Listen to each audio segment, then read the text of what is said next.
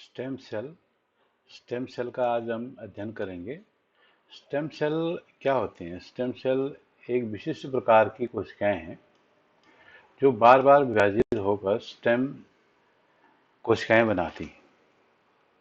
वो ऐसी वंशज कोशिका बनाती हैं जो विभिन्न प्रकार की कोशिकाओं में विकसित होने की क्षमता रखती हैं। यह मांसपेशियों की कोशिका से लेकर मस्तिष्क तक की कोशिका विकसित कर सकती हैं। इनमें ये क्षमता होती है, जैसे नर्व सेल हैं, हार्ट की कोशिकाएं हैं, तो उनको विकसित करने की क्षमता इसमें होती है।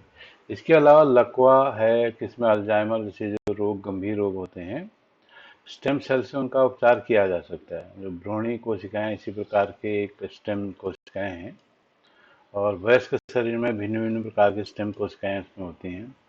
उदाहरण के लिए हीमोपोएटिक कोशिकाएं विभिन्न प्रकार की रक्त कोशिकाएं बनाती हैं।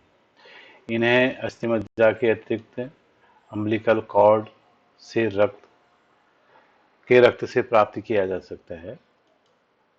लेकिन यह लिम्फोसाइट अभी अमर नहीं होते हैं, मतलब सदा के लिए ये नहीं रह सकते हैं। इनकी भी एक निश्चित अवधि होती है, इनकी निश्चित जीवन अवधि होती है। तो रोगी के शरीर में नियमित या पीरियोडिक कहते हैं आवधिक रूप से आनुवंशिकतः अभियांत्रित जो लिम्फोसाइट है प्रविष्ट करने की आवश्यकता इनमें होती है।